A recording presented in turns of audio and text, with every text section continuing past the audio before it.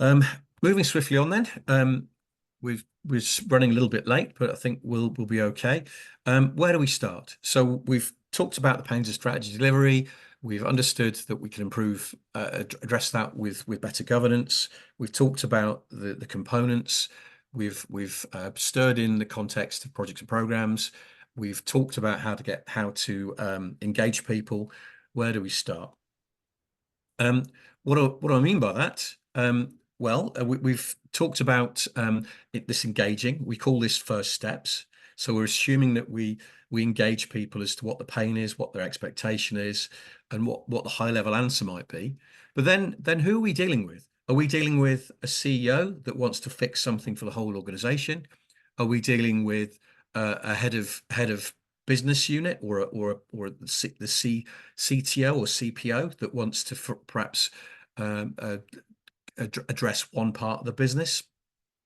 Or are we looking at a governance perspective where there's a clear inability to make good decisions, or we're looking at an information perspective where we've got a real opportunity to use digital technologies? There are various ways of looking at this. So are we looking at a big project or a big program as a top-down holistic thing, driven out of one area, or responding to a particular set of themes the organization has pain with? We need to be clear about that before we go anywhere, because it's going to determine our audience, determine our level, determine our budget, and determine our scope. But if we can understand where we're starting from and which approach we're going to be taking, we can then perhaps move on. So this step is very important.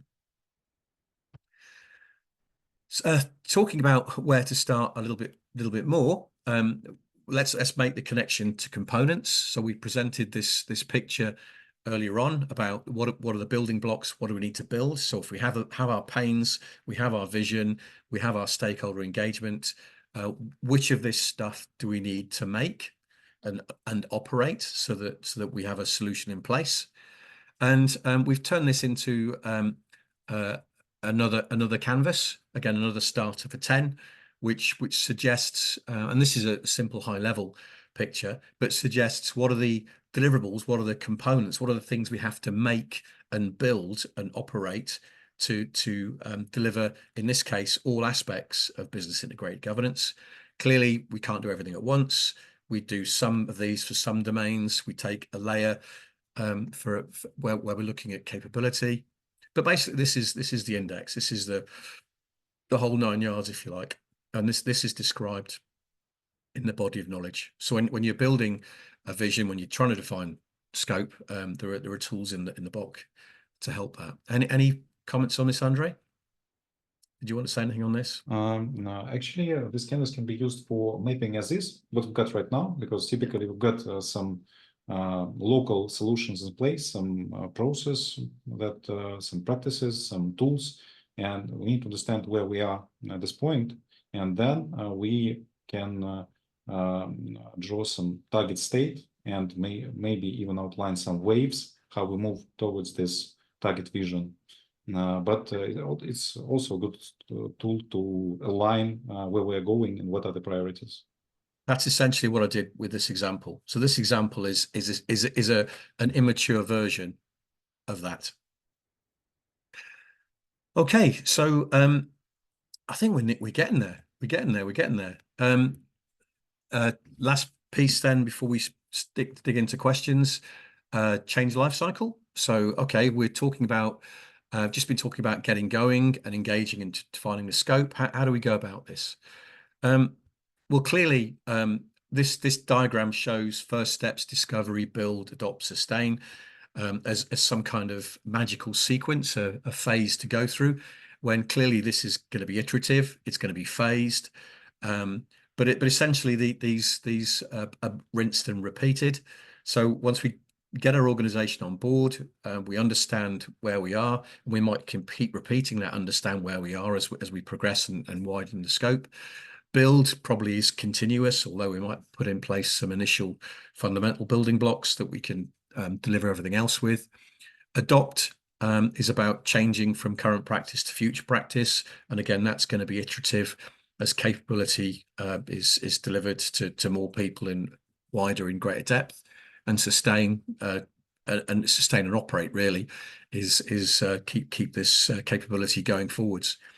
And through the enablers of business change, technology availability, and information integration. So more about this, the life cycle and the components in the body of knowledge. I think we're pretty much there. Pretty much this was a moment at which I was meant to pause and take breath. We've covered an awful amount of content. There's plenty of time though left for questions. So we'll just recap as to what we've done. I think I've been recapping all along, but David Booth started us off giving us a perspective on the challenges of strategy delivery, and made that a focus of what we're talking about. Lindy then and Martin related that to governance and the necessity to relate strategy delivery to effective governance through the organization, not just layered on top. We offered a vision for the capability needed, and we showed you some diagrams which would help engage people with that. We discussed beneficiaries and how to engage them, how to engage beneficiaries with what's in it for them, and talk about aligning their pains and expectations with what was possible with big. We explained the building blocks, a way to describe what needs to be built and operated, and briefly offered the change life cycle. So what next? Call to action.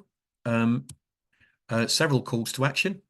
There is the Business Integrated Governance CIC, which is a community interest company that has we've invested all this time and effort in to generate the wisdom. You can become a member and get access to all the materials. You can use the body of knowledge. You can connect with the presenters. I've shared their credentials up front, but you can see them on our founders and key contributors pages. Please do connect with them if you like what they say. We've just started an accreditation process. You can take a simple, dare I call it, an exam in BIG to give you confidence that you've understood it, and obtain a very basic credential in it, which we'll be developing in due course with the help of partners. There are huge numbers of tools and templates you can access through the body of knowledge itself, and I'd encourage you to become a member and to access the body of knowledge and to consume it as you see fit. And on the other hand, there's a community of partners. These aren't the only partners, but there's a community of partners which are collaborating on Go Big, and Go Big is about helping organizations adopt this stuff. There's a whole set of future events which you can access that we're collaborating with many partners upon, that in relation to BIG, from strategy, governance, project management, all kinds of perspectives. There's a whole series of events to find out more. There's a readiness review that we can help you run a readiness review to understand where your organization is with respect to readiness for BIG. A services catalog, which we've kind of outlined. And if you want to know more about either of those, please follow the links or try the QR code. So I think, as the big bunny would say, that's all, folks. There's